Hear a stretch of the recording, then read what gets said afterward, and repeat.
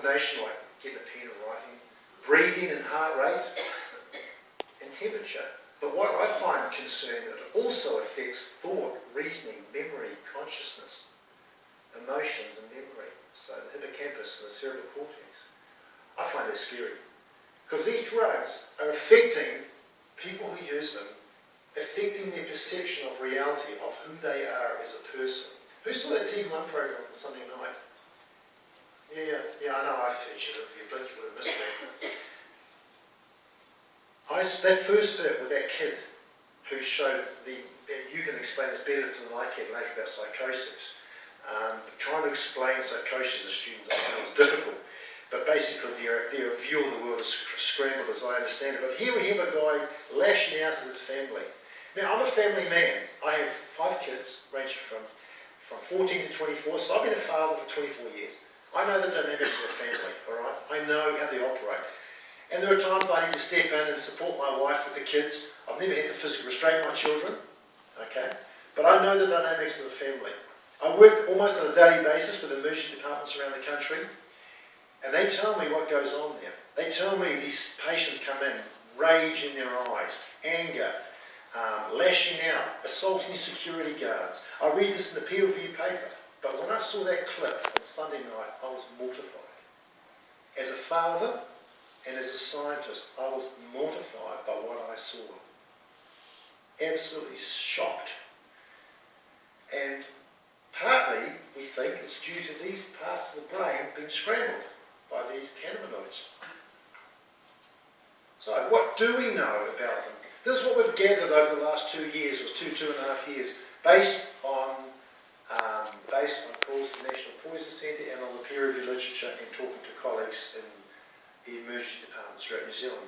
The most common symptom is rapid heart rate, tachycardia, followed by vomiting, agitation. Look at this, psychosis, number 4 in the list, psychosis. And the end product of psychosis was shown in that clip last night. If you haven't seen it yet, have a look at that clip. Scary, scary stuff. Hallucinations. They tell me, I'm told you would have seen this, they're reaching out to things that aren't there. They're hearing voices, and these aren't nice voices. These are quite evil voices, telling them to self-harm, etc., which leads on to things like suicidal thoughts, paranoia, seizures. We had a run of seizures last year. Both in our study, we recruited 6 patients in our study in the 3 hospitals who suffered seizures. Once that particular analogue we think was AM2201, and we hope to find out next week or two, ESR sent an email this morning saying they're about to analyse our samples, we'll find out which of the analogues it was. I think it was AM2201, which was banned mid of last year. Once that was banned, the seizures dissipated. No more. The next analogue came on the market. Kidney injury, acute kidney injuries. I was highlighted to the fact, A, through the peer review literature coming out of America, but they reported analogues that have already been banned in New Zealand. But we had a call about 6 weeks ago.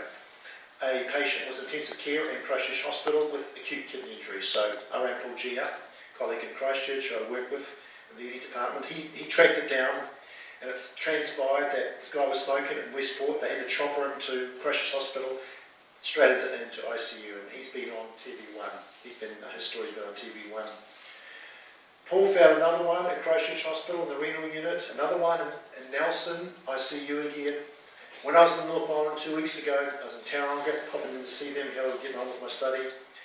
2 more there, okay, 2 more. So I know of 5. I was talking to a young lad yesterday, telling me he's got sharp pains, flank pain, okay.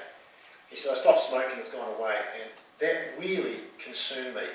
And so I talked to the nurse later, and I said, I want you to go and get full bloods to that guy. I want to know what his electrolytes are like. I want to know what his renal function is like. I want to know what his hepatic function, his transaminases are like. I want to know what his blood biochemistry, because he could have early stages of renal failure. And this guy was smoking in Timaru. You know, and when he told me that, I didn't let on to him, but alarm bells were just clanging in my head. Get him to a hospital or a medical centre today or tomorrow and do his bloods and find out what's going on. Okay? So we're seeing that. Now the government tends to think that we've knocked that on the head. We'll see.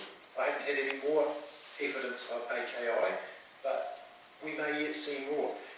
The new analogues that were highlighted in TV1 on Sunday night, what are they? What effects are they going to have? So they're all variations on a theme, not only for the structure that I showed you before, but also the clinical effects.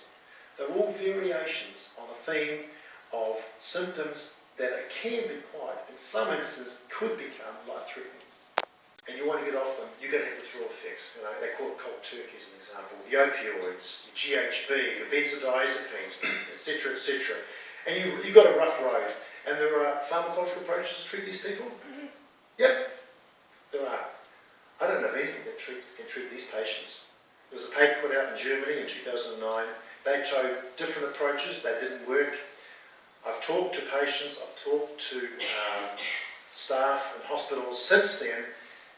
One of the things, trying to find out how to treat these patients, nothing so far. I was talking to a consultant from Invercargill recently, and he said, "What can we do, Leo?" I said, "Ride the storm." And he got grumpy at me. He said, "I'm sorry, I don't know." But what is also of concern is they can go on for weeks. Weeks. There was one guy down south, Winton Way, his mother rang up, "My son has been smoking for a year, he decided to give up. It's been 6 weeks. He's still got these symptoms." They're casebook symptoms. Every time they ring up, you can tick all the boxes of those symptoms.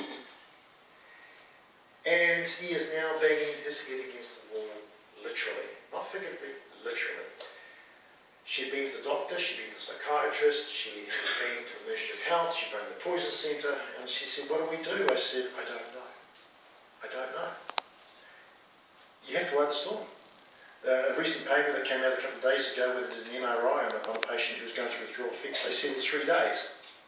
This guy, maybe in winter, was unlucky. His mother rang again a year later, which was about 2 weeks ago, and she said, "My son gave up and started smoking again. He has now psychiatric issues, and he's trying again."